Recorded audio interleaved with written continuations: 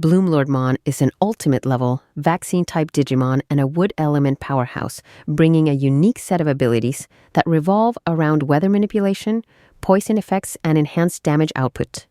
With a strong focus on control, Bloomlordmon can influence the battlefield by using weather conditions to trigger a wide variety of effects, making it a strategic addition to any team.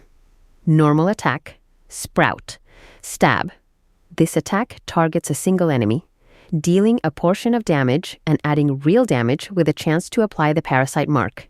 Additionally, it will stack original seed on the target. If any weather effect is currently active, Sprout Stab will convert the weather effect to another one. This provides great versatility in battles, allowing for weather adjustments to suit the situation. Ultimate move, Sunflare. Sunflare is activated after using the Toxic Mist weather effect. It targets all enemies, dealing a portion of damage, and applies original seed to all enemies.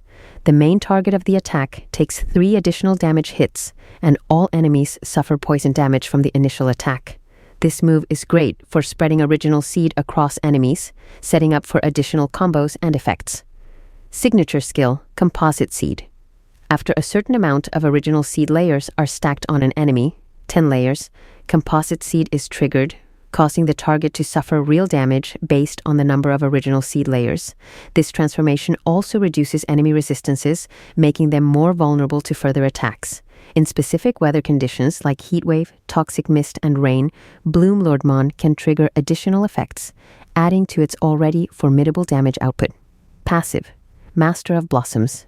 Bloomlordmon's passive ability provides a significant boost to both its own attack and damage reduction, scaling with its base stats. If Bloomlordmon is still on the field, it can apply original seed to enemies that don't already have it, lowering their resistance to poison and preventing it from being cleansed.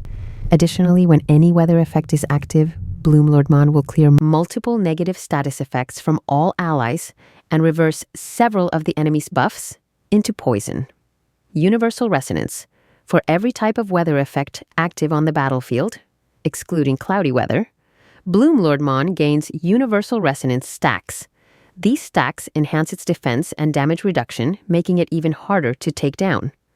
At maximum stacks, 7, Bloomlordmon's Sunflare becomes capable of dealing critical, real damage, turning it into a potentially game-changing move. For PvE, the recommended team includes a balanced amplification card. Eosmon boosts Bloomlordmon's survivability, making sure it stays strong in the fight. WeChat plays a key role by applying heavy poison to the enemy and also reviving Bloomlordmon if it falls, ensuring it can get back into the battle.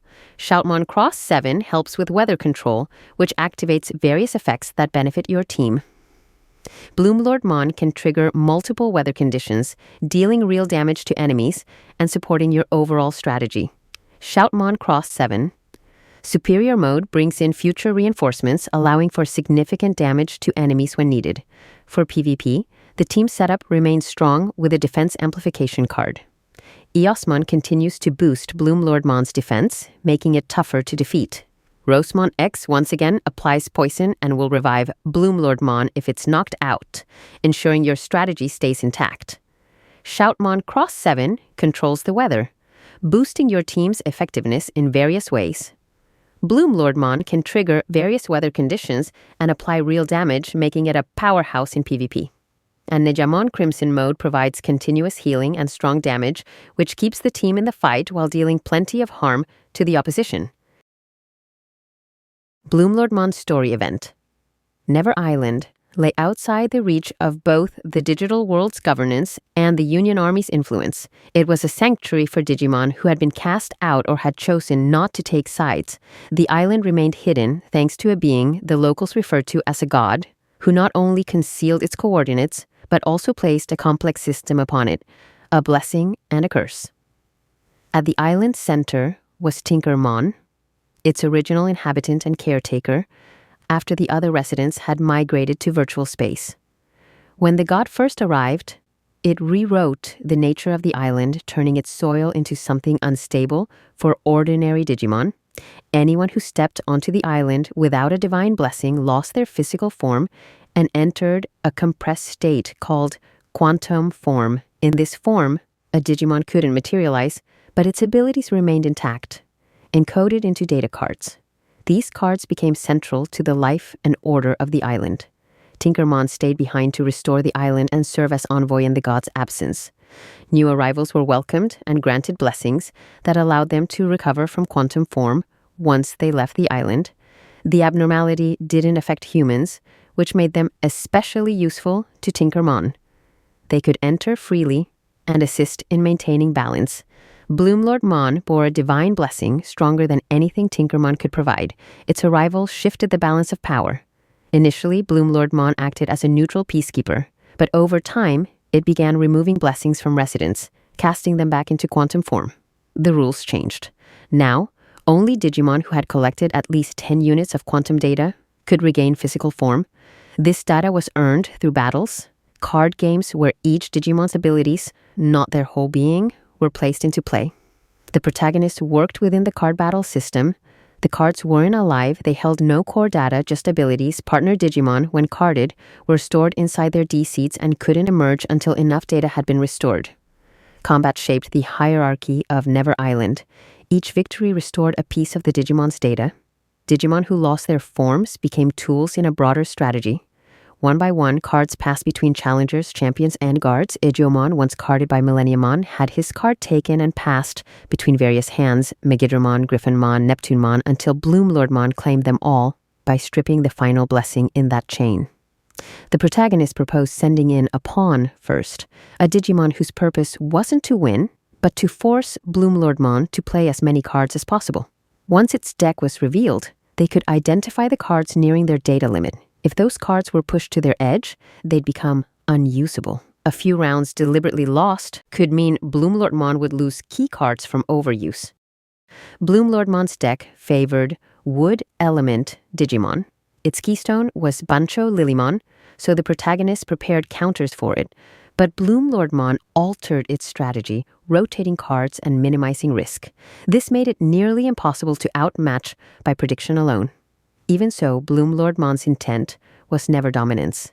It organized duels, kept weaker Digimon from permanent obscurity, and ensured that everyone had a chance at regaining form. But the numbers worked against it. New Digimon continued to arrive, some unregistered, and the blessings were finite. Rather than admit this and risk panic, Bloomlordmon kept the system running as fairly as it could, knowing that escape from the island meant capture in the unknown domain by the Union Army. The protagonists tested their decks against the guard Rafflesaemon and earned its card. They studied the system Bloomlordmon maintained and the balance it tried to protect. Regular duels kept everyone battle-ready, and Bloomlordmon made sure no Digimon was left behind indefinitely. Plutomon, the envoy before Bloomlordmon, had been stripped of its title after altering the battlefield's environment. These changes weakened Bloomlordmon. The blessings, which had once seemed abundant, had a clear limit. Once used up, they could not be replenished.